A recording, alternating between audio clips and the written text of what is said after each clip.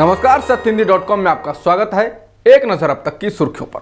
भारत में एक दिन में कोरोना संक्रमण के 63,371 नए मामले सामने आए हैं और 895 लोगों की मौत हुई है। इसके साथ ही देश में कुल संक्रमितों का आंकड़ा 73,70,000 के पार हो चुका है और मृतकों की संख्या 1,12,000 के पार हो गई है।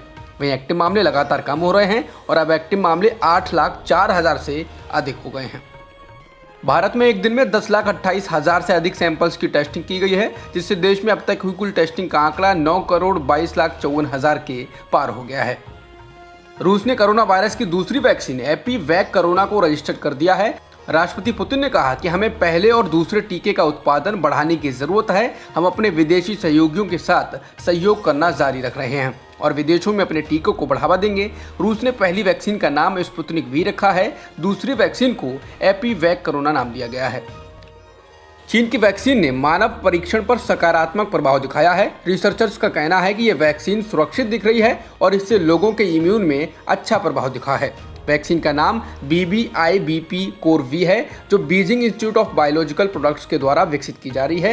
ये वैक्सीन दुनिया में शीर्ष 10 वैक्सीन में शामिल है, जो तीसरे चरण के ट्रायल में पहुंच चुकी हैं। इनमें से 3 वैक्सीन चीन से हैं, जो तीसरे चरण में प्रवेश कर चुके हैं। मशहूर गायक कुमार सानू कोरोना वायरस से संक्रमित हो चुके हैं। उनके फेसबुक पेज पर इस बात की जानकारी दी गई है। कुमार सानू 90 के दशक में भारतीय फिल्म इंडस्ट्री में दबदबा रखने वाले गायक रहे हैं। उनके नाम एक दिन में 28 गाना गाने का रिकॉर्ड भी दर्ज है। विधानसभा चुनाव से पहले बिहार सरकार के एक और मंत्री का निधन हो गया है। शुक्रवार सुबह पंचायती राज मंत्री कपिल देव कामत का निधन हो गया। मधुबनी के बाबू बरही से विधायक कामत के निधन पर मुख्यमंत्री नीतीश कुमार ने शोक जताया है। कपिल देव कामत कोरोना से पीड़ित थे और बीते कई दिनों से गंभीर हालत में अस्पताल में भर्ती थे। महाराष्ट्र में एक दिन में 10,226 कोरोना संक्रमण के मामले दर्ज किए गए हैं और 337 लोगों की मौत भी हुई है। इसके साथ ही राज्य में कुल संक्रमितों का आंकड़ा 15,64,000 के पार हो गया है और मृतकों की संख्या 41,196 हो चुकी है। फिलहाल एक्टिव मामले 1,92,000 के पार हैं। आंध्र प्रदेश में एक दिन में 4,000 से अधिक कोरोना संक्रमण के मामले दर्ज किए गए हैं और 38 लोगों की मौत हुई है। इसके साथ ही राज्य में कुल संक्रमितों का आंकड़ा 7,71,000 के पार हो गया है और मृतकों की संख्या 6,357 हो चुकी है। फिलहाल एक्टिव मामले 40,000 के पार हैं। तमिलनाडु में एक दिन में 4,410 नए मामले दर्ज किए गए हैं और 49 लोगों की मौत भी हुई है। इसके साथ ही राज्य में कुल संक्रमितों का आंकड़ा 6,74,000 के पार हो गया है और मृतकों की संख्या 10,472 हो चुकी है। फिलहाल अभी तक 6,22,000 से अधिक लोग ठीक भी हो चुके हैं।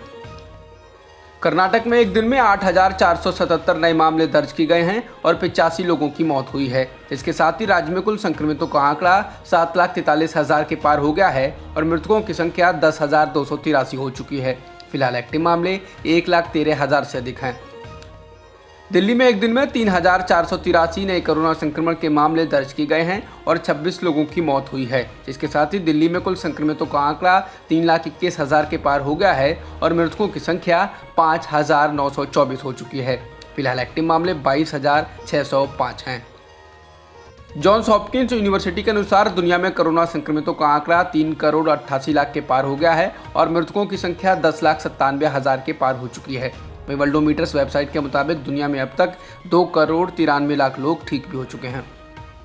जॉन्स हॉपकिंस यूनिवर्सिटी के अनुसार अमेरिका में संक्रमितों की संख्या 79,79,000 के पार हो गई है और मृतकों की संख्या 2,17,000 के पार हो चुकी है।